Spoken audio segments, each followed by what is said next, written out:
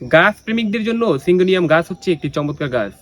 আমরা যারা indoor plant করতে পছন্দ করি তাদের জন্য এই সিঙ্গোনিয়াম গাছ হচ্ছে একটি চমৎকার গাছ। অনেকেই বাসাবাড়িতে এই সিঙ্গোনিয়াম গাছ টবে রেখে তারা হচ্ছে পরিচর্যা করে সৌন্দর্য বৃদ্ধির জন্য। তবে সিঙ্গোনিয়াম গাছ হচ্ছে বায়ু বিশুদ্ধ রাখতে চমৎকার ভূমিকা পালন করে। আমরা যারা গাছ প্রেমিক আছি, অর্থাৎ গাছ আমরা লাগাতে পছন্দ করি, তাদের জন্য একটি চমৎকার গাছ হচ্ছে সিঙ্গোনিয়াম গাছ। সাধারণত এটি আমরা হচ্ছে বাজার থেকে সাধারণত কিনে থাকি। তবে আমি হচ্ছে এই পথ দিয়ে যাওয়ার সময় একটি চমৎকার সিঙ্গোনিয়াম গাছের বাগান দেখতে পেলাম।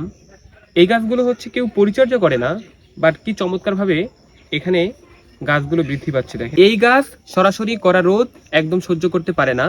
উজ্জ্বল কিন্তু পরোক্ষ আলো পায় এমন স্থানে রাখুন। পানি দেওয়ার নিয়ম কি?